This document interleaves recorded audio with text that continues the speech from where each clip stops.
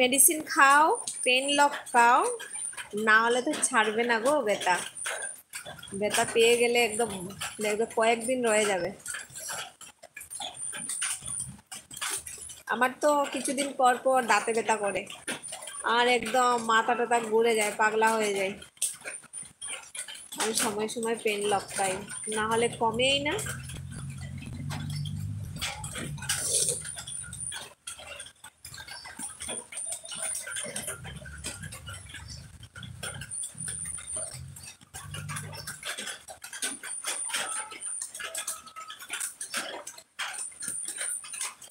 ওই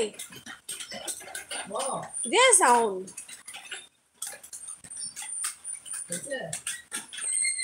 হইছে, চিকু আইছে নানি?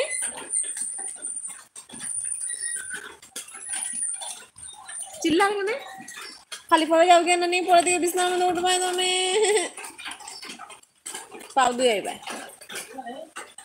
দাঁত ব্যথা খুব কষ্টকর, হ্যাঁ খুব বেশি কষ্টকর, মানে কি বলবো, আমার তো অনেক আগে থেকেই বলেছিল ডক্টর যে দাঁতগুলো ফেলে দিতে হবে, কিন্তু ফেলিনি আমি। এখনো আছে 4টা দাঁত, একদম 4টা দাঁত আমার মানে ফুকা খেয়ে নিয়েছে। 50% খেয়ে নিয়েছে, একটা তো পুরো 100-এর মধ্যে 90% খেয়ে নিয়েছে। একটা নয়, দুটো। 100-এর মধ্যে 90% খেয়ে নিয়েছে, আর আর দুটো আছে ধরো 30% করে খেয়ে নিয়েছে। শেষ। পাও বড়াইয়া যাও, সরো।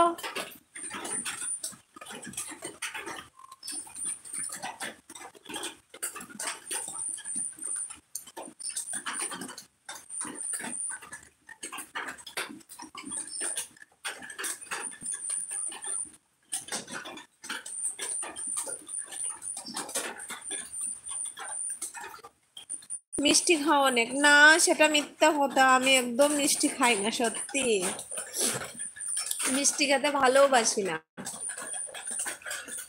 না, কথা হলো ওই 4টে দাঁতগুলো না আমার ছোটবেলার দাঁতগুলো রয়ে গেছে, পড়েনি।